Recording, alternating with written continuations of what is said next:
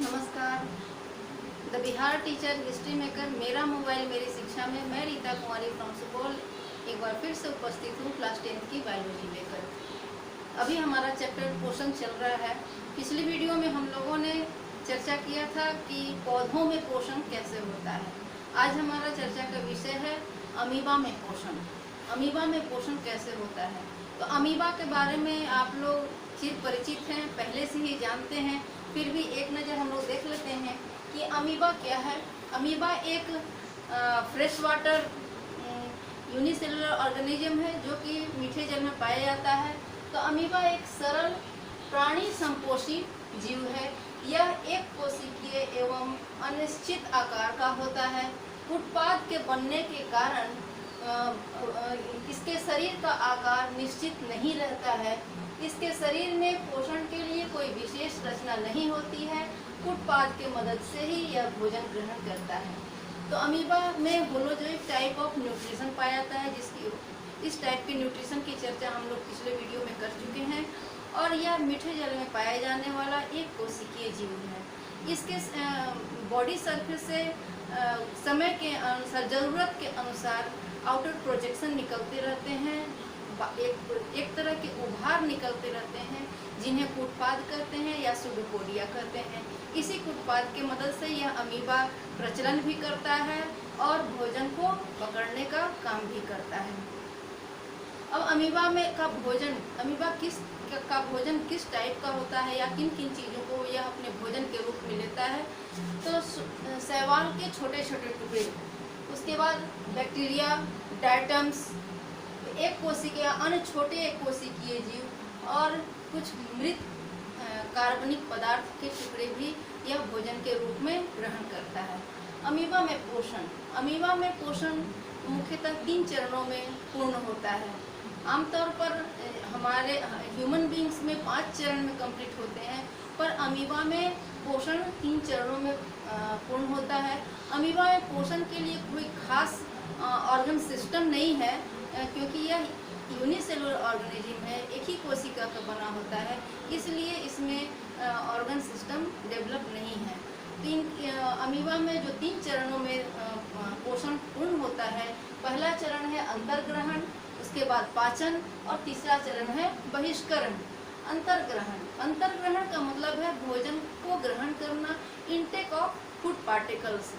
Amoeba के body surface के contact में, बॉडी सरफेस के नज़दीक में जब भी कोई सॉलिड पार्टिकल्स, फूड पार्टिकल्स आता है, तो अमीबा के बॉडी सरफेस से एक आउटर प्रोजेक्शन निकलता है जिसे कूटपाद या सुडोपोडिया कहते हैं। और धीरे धीरे, यहाँ मैंने चित्र से बताने की कोशिश की है, धीरे धीरे वह कूटपाद जो है चारों तरफ से उस फूड पार्टिकल को, उस भोजन को घेर देते हैं और घेर करके एक वैक्यूल रसधानी का निर्माण करते हैं, जिसे भोजन रसदानी या फूड वैक्यूल कहते हैं। तो इस तरह से भोजन को वह ग्रहण करता है। अंतर्ग्रहण प्रोसेस में अमीबा कूटपाद के द्वारा भोजन को ग्रहण करता है। दूसरा स्टेप है पाचन या डाइजेशन।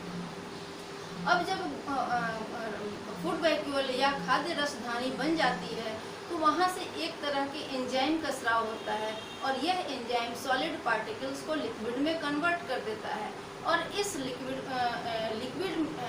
मटेरियल को अमीबा का बॉडी सरफेस डिफ्यूजन प्रोसेस के माध्यम से यह भोजन जो है वह उसके कोशिका द्रव में चला जाता है और वहाँ कोशिका द्रव में पहुँचने के बाद यह होल बॉडी में डिस्ट्रीब्यूट हो जाता है।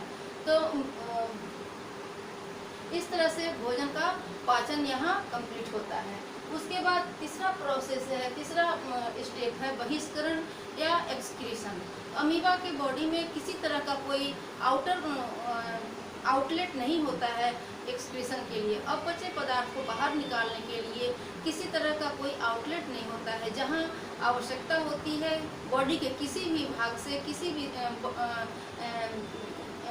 किसी भी पार्ट से एक टेम्पररी आउटलेट का निर्माण किया जाता है, एक अस्थायी क्षेत्र का निर्माण किया जाता है और उस स्थान से अपचे भोजन को बाहर निकाल दिया जाता है और इस तरह से अमीबा के बॉडी शरीर में बहिष्करण की क्रिया भी पूर्ण होती है। तो इस तरह से हम लोगों ने देखा कि अमीबा का शरीर जो है एक कोशिका का बना होता है और इस एक ही कोशिका में भोजन का पोषण जो है, पोषण की प्रक्रिया पूर्ण होती है, जिसमें अंतर्ग्रहण, पाचन और बहिष्करण सम्मिलित है। अब अमीबा की तरह ही कुछ और एक कोशिकीय जीव हैं, जैसे पारामीशियम। तो लेकिन इस पारामीशियम यह भी एक प्राणी समपोषी जीव है और मीठे जल में पाया जाने वाला जीव है, एक कोशिकीय है, पर इसमें अमीबा के जैसा प्रोसेस नहीं है। इसके बॉडी पारामीशियम एक स्लीपर शेप्ड ऑर्गेनिज्म है और इसके बॉडी पर इसमें लोकोमोटरी ऑर्गन के रूप में सीलिया पाया जाता है इसके बॉडी सरफेस पर, जो उसे गति करने में या उसके भोजन के टुकड़ों को उसके मुख तक पहुंचाने में मदद करता है। और पारामीशियम में भोजन ग्रहण करने के लिए और बहिष्करण निष्कासन के लिए भी एक खास स्थान है, एक खास छिद्र है जिसे साइटोस्टोम कहते हैं।